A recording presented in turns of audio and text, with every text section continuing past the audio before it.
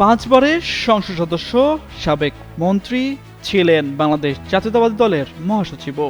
বলছি মির্জা ফখরুল ইসলাম আলমগীরের কথা, যিনি রাষ্ট্রপতি নির্বাচনে 255 ভোটে জয়ী হয়ে বসছেন রাষ্ট্রের প্রধানের আসনে। তার এই জয়ে শুভেচ্ছা জানিয়েছে বিভিন্ন মহল, দেশের রাজনৈতিক অঙ্গন থেকে শুরু করে বিশ্বমহল, সব জায়গায় ছড়িয়ে গেছে তার জয় জয়কার। নতুন রাষ্ট্রপতিকে শুভেচ্ছা জানিয়েছে বিভিন্ন দেশ।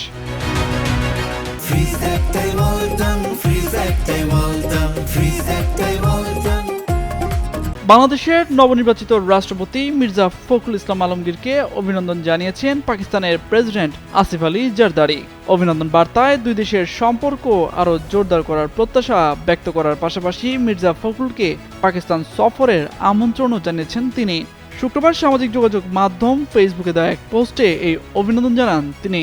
বলেন, মির্জা ফখরুলের নেতৃত্বে আরও এগিয়ে যাবে বাংলাদেশ, অব্যাহত থাকবে দেশের মানুষের কল্যাণ।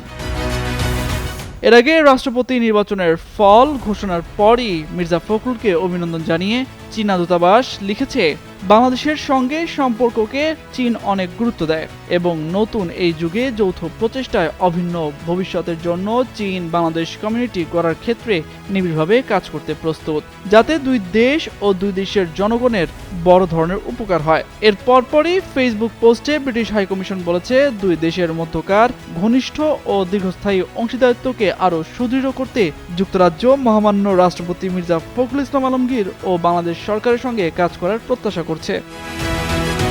একই দিন সন্ধ্যায় বাংলাদেশের রাষ্ট্রপতি নির্বাচিত হওয়ায় মির্জা ফখরুল ইসলাম আলমগীরকে অভিনন্দন জানিয়েছে ঢাকার ফ্রান্স দূতাবাস ও সুইজারল্যান্ড দূতাবাস।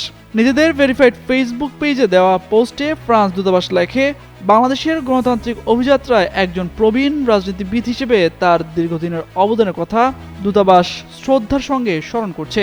বাংলাদেশের ঘনিষ্ঠ অংশীদার হিসেবে ফ্রান্স দুই দেশের দীর্ঘদিনের বন্ধুত্ব ও দ্বিপক্ষীয় সম্পর্ক আরও সুদৃঢ় গভীর করতে প্রতিশ্রুতিবদ্ধ। আর সুইজারল্যান্ডের দূতাবাসের পোস্টে বলা হয়, দীর্ঘদিনের অংশীদার হিসেবে বাংলাদেশের সঙ্গে দ্বিপক্ষীয় সম্পর্ক আরও জোরদারে কাজ করে যেতে আগ্রহী সুইজারল্যান্ড। বৃহস্পতিবার বেলা 2টা থেকে বিকেল 5টা পর্যন্ত রাষ্ট্রপতি নির্বাচনে ভোট হয়। বিকেল 5:20 প্রধান নির্বাচন কমিশনার ভোটের ফলাফল ঘোষণা করেন। নির্বাচনে 255 ভোট পেয়ে বিজয়ী হন বিএনপি প্রার্থী মির্জা ফখরুল। তার প্রতিদ্বন্দ্বী 11 দলীয় ঐক্যের প্রার্থী অলি আহমেদ পান 88 ভোট। শুক্রবার সন্ধ্যায় মির্জা ফখরুল রাষ্ট্রপতির শপথ নেবেন। তিনি হবেন দেশের 24তম রাষ্ট্রপতি। তামজিদ মির্জা, যুগান্তর নিউজ।